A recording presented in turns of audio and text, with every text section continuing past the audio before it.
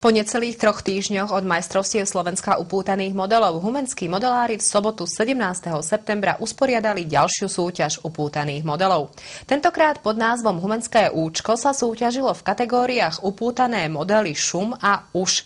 Súťaž sa takmer nekonala, pretože organizátorom sa nedarilo nájsť vhodnú plochu na súťaženie.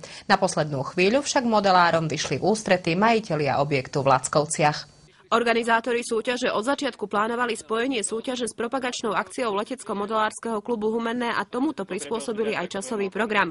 Ideálne počasie 25 stupňov a takmer bezvetrie uľahčili súťažiacim zápolenie. Celá súťaž bola pojatá skôr ako priateľské polietanie a zdokonaľovanie sa v pilotáži modelov. Ako prvá sa lietala kategória šum, ktorá sa začína bodovaním modelov. Traja bodovači podľa predložených podkladov skutočných lietadiel porovnávajú zhodu modelov so skutočným vzorom. Po statickom bodovaní nasleduje letová časť, kde každý súťažiaci má nárok na 3 súťažné lety. Víťazom sa stáva súťažiaci s najvyšším súčtom z 2 najlepších letov a statického hodnotenia. V prestávke medzi kategóriami modelári vytiahli do vzduchu aj rádiom riadené modely.